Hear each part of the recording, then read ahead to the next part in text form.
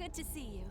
Alright there, Revenants, welcome back to Code Vein and the road to 100, and today we are starting 77 stars, and there's been a lot of discussion around balance on the Discord, and as well as just in general about balance, and so our top-heavy friend here is going to help us understand a little bit more about balance, and to understand it effectively, we will be using Conviction Spike throughout this star. 77 stars will be the EO kind of stardom, and the idea here is that this is going to be a very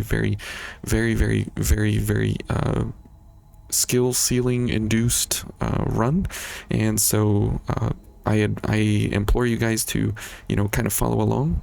Break open your copy of Vein and try these things out for yourself, as this is going to be very difficult. The reason being is that the whole idea of Vein is to kill as many enemies with as many drain attacks as possible to raise your Ichor cap to the max level possible that your blood code can handle in one run without taking damage, so that way you can have enough Ichor to do whatever you need to do during your gift setups and everything in order to use your active and passive gifts. However, Conviction Spike actually nullifies all of that. It neuters it right where it hurts the most, in the idea here that it says but reduces drain effectiveness, and this is an overall crazy modifier that is a 50% reduction after all of your multiples have been applied. So for example, we have 50% increase to our drain, 50% increase to our drain, and 50% increase to our drain. So after all those multiples, generating a 3.125 multiplier to our base blood veil multiplier for Ichor recovery. After all of that happens, then we are hit with a 50% reduction from Conviction Spike. So this is exceptionally devastating to our Ichor recovery. So you need to be doing as many backstabs as possible, or drain attacks or parries or whatever, in order to actually recover as much Ichor as you possibly can. So Conviction Spike is incredibly devastating to your Ichor recovery. So as you can see here, we are at 1.87, and our pipe just doesn't matter at 0.15. And so if we go for a Conviction Spike, we've discussed all this previously in the past, but as you can see now, it's 0.93. So it is after all of the increases are applied. So here we're at 0.08, which is basically 0. So this is where Conviction Spike is very devastating. However, when you use it with Juggernaut, you'll notice that our balance goes way through the roof here at 457. And if we get rid of balance up, we're at 381. So that is a very healthy increase to our balance here. Incredibly so. And so you'll see where this is going, that we will basically be immovable during boss fights, that we can continue just attacking. And so what this means for adventuring, though, this means that we will need to simply get as many backstabs as possible in order to generate a very considerable amount of Ichor. Now you'll see on a backstab here, we'll only get about 8. Yeah. And that's because of the heavy Ichor reduction. So it is in our best interest to simply just backstab everything here in the beginning of the game. And because we have a pipe along for the ride here as a crush weapon, we have the option and ability to stagger a whole lot of enemies. And because I hate cooldowns, adventuring for this build is going to be pretty simple, as we will be able to generate a whole lot of fun here as we code switch in order to nullify cooldowns. So it is a really, really fun trick to be able to do that. And I'll show you what I mean as soon as we get through these fellas. Now this adventuring playstyle here, as you can see, this is not very interesting because, okay, we used all this iCore, we had all these decrements to our iCore recovery, and we're playing in such a way where we just destroy the enemies, you know, in front of us, and it's not really, you know, engaging. So then here what we do is we just code switch, and then we are right back into the action here, and we do have to rebuff, obviously, but that is fine because we do need to get back a whole lot of iCore here in order to go for Conviction Spike yet again. Okay, and it's important to quick drain where possible in order to you know, get as much iCore as possible. And so you can see that we haven't taken really any damage, and even if we have taken damage, we wouldn't even notice because of Conviction Spike. We would just simply run right through it with zero issues or problems at all. Now, where this is going to become exceedingly interesting and difficult is during the boss fights, because the boss fights are where everything becomes very, very different based on your skill level to parry and know which attacks are parryable and which ones are not. So that is where this is really, really going to take off in a really, really bad sort of way, is during those boss fights, when you need to kind of understand what is your ability during each of the boss fights. Okay, so we'll go for the balance values here, and we'll go for some backstabs here because we need to get a whole bunch of iCore recovery here. Okay, thanks you. Okay. And we'll go for Conviction Spike. So code switching here is very, very, very good, and we got EO at a bad time. So we got Conviction Spike, but she did not. That is awesome. I should have taken a hit there by that guy because typically he knocks you over. Whoops, I don't... Oh, okay, EO just slaughtered both of them because that guy typically knocks you over, and that would have been a perfect show that he will not knock you over. Okay,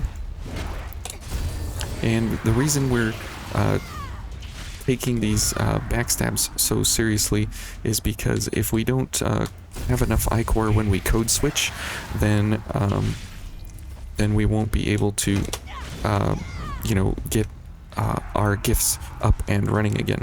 Okay, so let's go ahead and go for these two, and we'll let Juggernaut kind of time out here.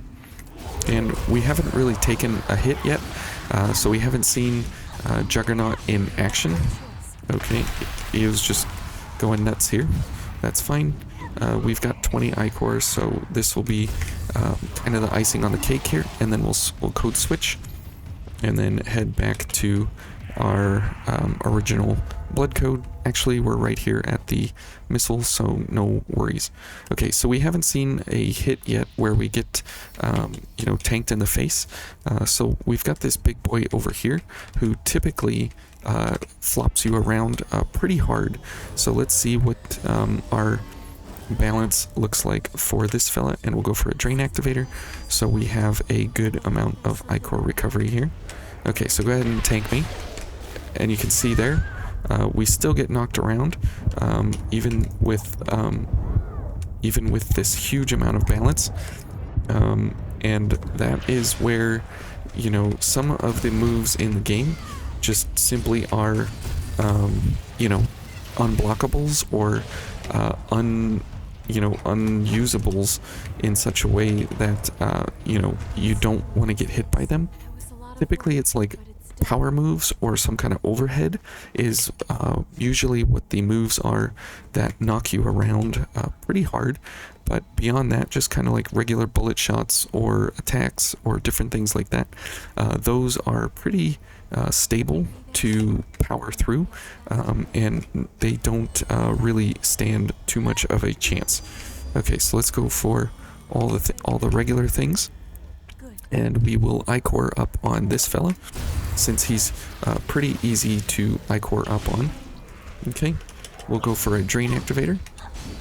Okay, whoops. Whoops. Whoops. Okay, I wanted to go for a parry there, but we didn't get the parry, but that's okay. We sort of paid for it, but that's okay. No worries at all. Let's go ahead and heal up here real quick. And let's take this guy. Oh, okay, I was gonna say Eo might knock this guy off the edge, which would not be great. Oh, okay, and you can see there, we took that hit from the big boy, and we did not, whoa, okay. Can I get a backstab, please? There we go. Now, if we were actually using our gifts there. Okay, he's dead.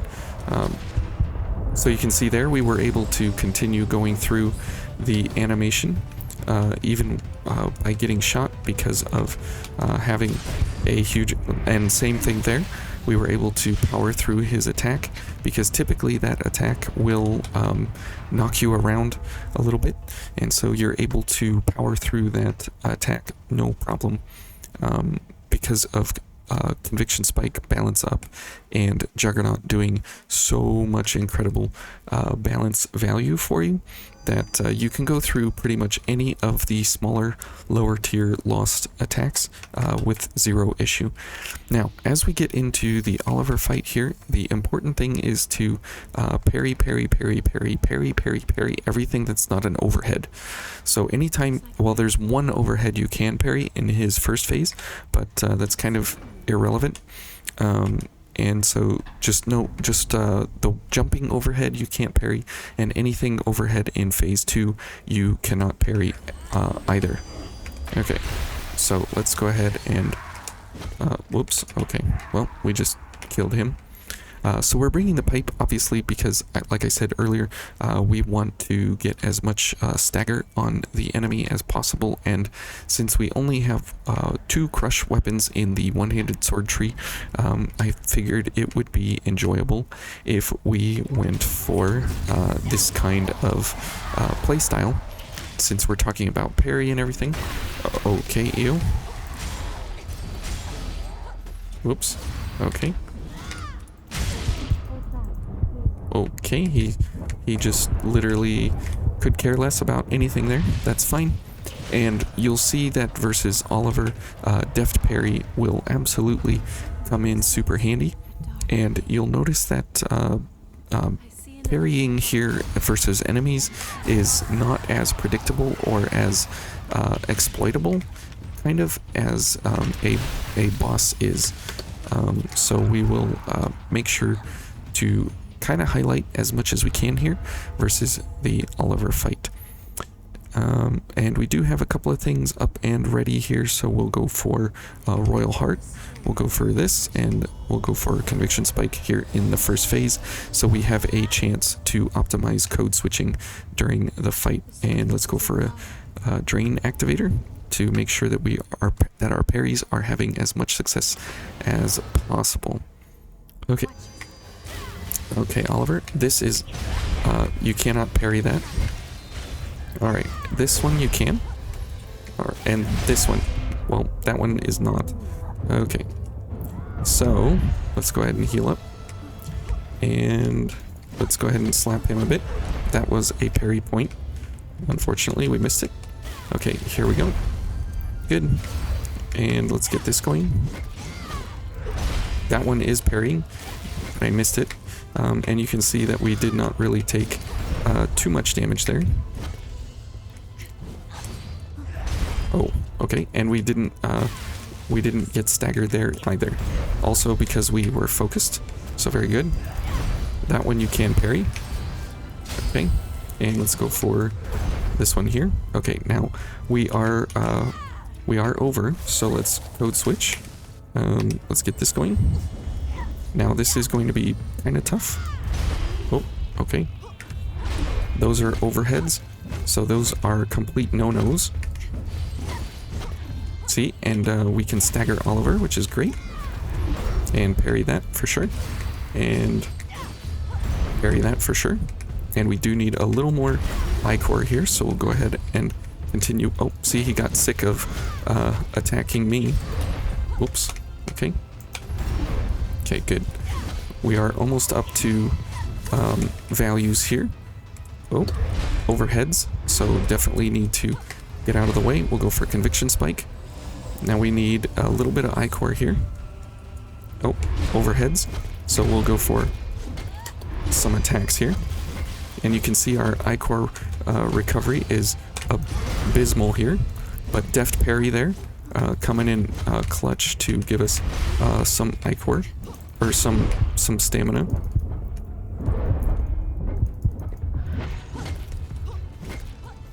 Overhead, need to run away, so we'll take this opportunity to heal up. And you can see EO is really helping us out with damage, but we are able to kind of keep Oliver stagger locked most of the time because of Parry and his bounce back from it. And our I-core recovery is not so great, but you could see there were a couple hits where we did take every now and then while we were focused or not focused, and we were able to power through some of his hits. Now the reason we're using the Noble Silver obviously is because of the crush defense, and so we are able to really power through with minimal damage while at the same time having as much I-core recovery as possible. So anyways, thank you guys for watching, and this is kind of oh yeah, I definitely don't want Louis. This is kind of how you can start to think about Conviction Spike and when and how to use it. It's more of a boss business at hand rather than an adventuring gift, because of the I-core reduction that you take from it. It's really painful, to say the least, for your actual encounters with the enemies that you need to be killing to have that I-core cap maxed out as much as possible. So anyways, thank you guys for watching, and we'll see you tomorrow for the butterfly. Take care. Bye.